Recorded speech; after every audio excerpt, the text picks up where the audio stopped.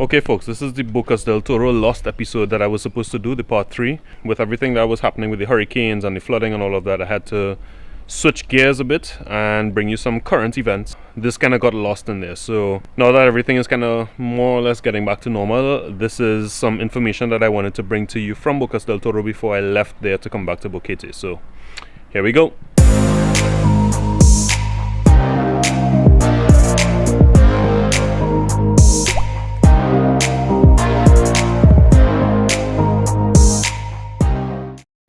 Okay, so a couple of things to do today. I am meeting up with Tyson, who pretty much hooked me up with a place to stay while I'm here. Well, I kind of want to introduce you to him and what he does here. He's part of a real estate company here and he manages properties, etc. So I think that might be beneficial to you all, knowing if you want to come down here and live, stay, whatever the case may be. He's a great guy for that, so I want to introduce you to him and a couple of his projects that he's doing here. And then there's a guy who's doing a water salination project here, and it's pretty new, and I think that'll be extremely interesting. For those of you who don't know what that is, pretty much is the process of taking salt water and making it drinkable. Some guy is in town and he's trying out this new device that does that, this gadget, huge gadget, sits in the back of something like a golf cart, and I want to touch base with him and get some info on that and probably get some footage of how it's done. So yeah, let's do this.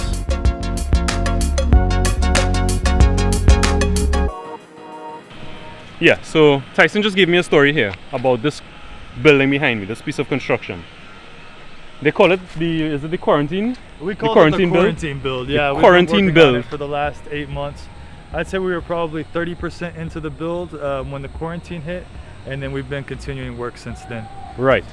And what he's telling me is that when the quarantine happened, it pretty much shut down everything on the, like all access to things that they would have been using to build on the island. And they had ordered front doors and so on and so forth, but they couldn't get it because everything was pretty much screwed. So he's actually giving me the story of how exactly they built this thing by continuing the construction through the quarantine and building everything from scratch using some wood right here in Panama. Okay, well, first off, this is Jaime Gonzalez with Triple J Construction, and they've been building this house. When the quarantine started, it was roughly 30% finished, and now I'd say we're 95% finished. We're waiting on the lawn, the landscaping will come in 2 days, right. And we're pretty much finished. But again, all of this wood, as you mentioned, is natural woods from Panama. We use almendro and red cedar. So here's a piece of pressure treated pine, and then here's a piece of almendro. If you want to pick that up real quick. Ooh, you feel that? Oh, that's heavy. Yeah, and then you got the pine. Oh, okay. So this wood, the entire house is the structure, the siding, the flooring is all built out of almendro. We cut it from chainsaw up in the mountains. We get permits, cut the almendro wood, take it down to a planer, and then have it brought over to the island. So it's quite a process to get this almendro wood in shape for the build. Right. So after that, we'd get the wood here, and Jaime would get to work. Every single hole we do, we have to pre-drill. We cannot nail into this wood; it'll just simply bend any nail. That is dense. Yeah. And as you felt, it's extremely heavy. Yeah. So basically everything you're about to see upstairs, the doors, the cabinets, the furniture, everything was built by Jaime Gonzalez and his team right here in this area. This is right in this space. Yeah, right here with this router, a few small saws, everything what we had here on the island that we could use, and some more tools that Jaime has at his place. But yeah, pretty much what you see here. So this is all almendro flooring, all that hardwood you just picked up, the stairs going up. This is all cedar, not cedro. Eso, laurel. The cabinets are made out of laurel wood, laurel. Wow. All the furniture in the house is just finished. The bar top is made out of almendro, the same as the flooring. Pretty much all done by hand by Jaime and his team. So this is done from that same heavy wood that you just... Yep, so this was done out of 2x12. Yeah, this is 2x12s and Jaime just with this tool got to work, routed it, cleaned it up. That's crazy. All the cabinets in here he built from hand. All of these cabinets? Yes, sir. We had ordered doors out of David, out of the Chiriquí province. And when the quarantine started, they got shut down. They couldn't work anymore. So we got some red cedar and Jaime made the doors himself. I believe esa fue la primera vez que hiciste puertas, ¿verdad? First time he's ever made his own doors. Wow. But they turned out amazing. The owners were really happy. Not bad for a first time, bro. Yeah, and you can see what the floor looks like outside after it's nice and varnished. Like I said, we're about 95% through out here. And I don't know if you know surf much, but Ponch Break right over here, we're right in front of it. Jaime made out of red cedar. Right. So the entire bed's out of cedar. Those dolphins were actually drawn by his son, and then he used his tools to cut them out. The owner loved the idea. Wow. So again, all of this came from 1x10 pieces of 1 por 10, no? Nice. That's pretty cool. Even as far as getting the paints, everything was difficult here. The tile, it was hard to get the tile. Just because nothing was coming to the islands. We were getting our ferry once or twice a week.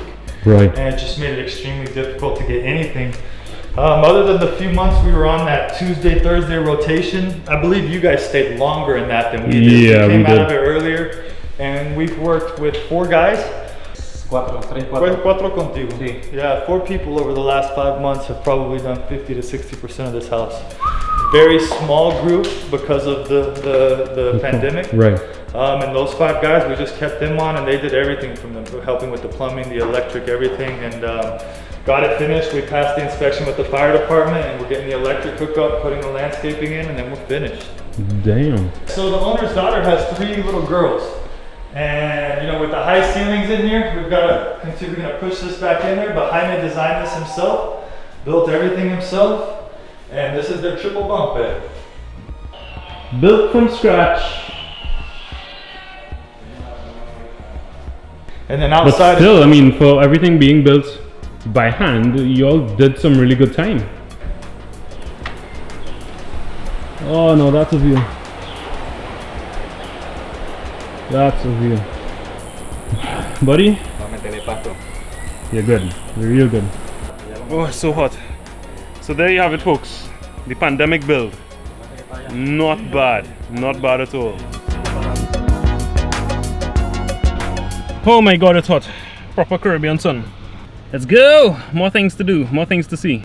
Okay folks, just a quick note to thank Tyson from Island Realty for not only organizing the accommodation for me, but kind of helping me out capture all of this stuff that you're going to see in the next few seconds, and just my stay in Bocas in general. In addition, I want to thank my sponsor, Inside Panama Real Estate.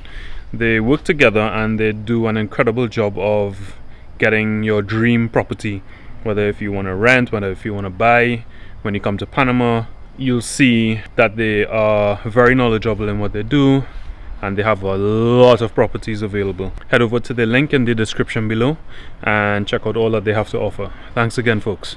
You all are amazing. Franklin? How are you? Richard, pleasure to meet you. Nice to meet you, man. This is the beast here. Yeah. Okay, folks, so this is the brain behind the water desalination thing. This is Franklin here, and he's going to describe exactly who he is and what this thing is all about. Well, my name is Franklin, and I'm an engineer, and I'm the engineer for the GAL Mobile. GAL Mobile is a vehicle that is autonomous because it works by itself, and the deal is it purifies water, and it do it by the mix of couple of filters that work together. They have a software and the computer that analyzes the water and identify which filters it used at each time.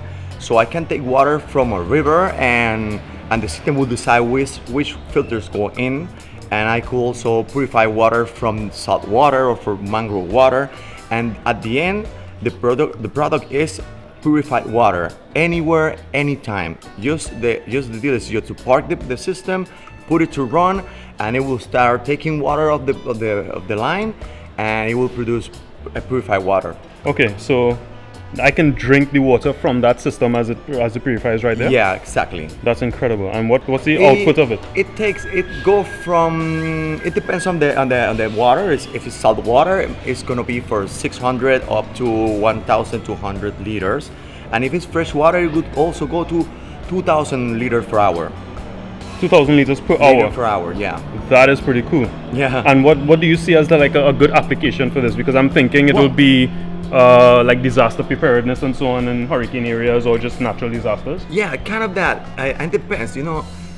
Most of the places you have different source of water, Right. but those all the sources are drinking and purified water. So the deal is to have an alternative for remote places or places where they have no access to purified water, and you could go there and park the car, produce water, fill the tanks of the town for a couple days maybe, and then you move the system to another town. So you have this unit that is attractive because it's moved. Most of the time, people have tools. If you have tools, you understand the difficulties to move a container or move an electrical plant. And the deal is that the system is installed in a Polaris platform, all-wheel drive, so it can be driven anywhere. So that's like a golf cart. Yeah, kind of, but With an engine in it. Spence here. Right. And it this has what size engine in it? That's running. This has a 1000cc color diesel engine, and it's the main, you know, the heart of the system. It moves and provide the energy, so the pumps have the power to do the reverse osmosis and the ultrafiltration. That's pretty incredible. And you're saying this is one of the first systems like it in the Americas? Yeah, this one is the first in America. The system was designed by the Saltwater company in Israel, and you know, in Israel, these people desalinate from the ocean. You know, they make a whole Right. desert and they produce water. So Gotcha. it's a state-of-art technology.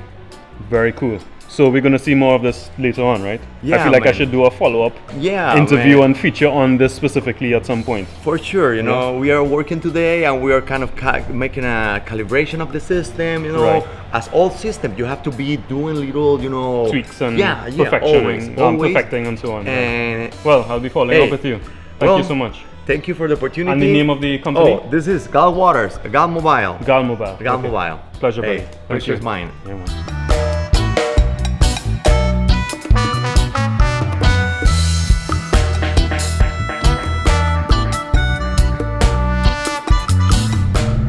Okay, so I just got off the ferry in Almirante and back on mainland for my 3-hour drive back to Bocas. Bocas del Toro, thank you.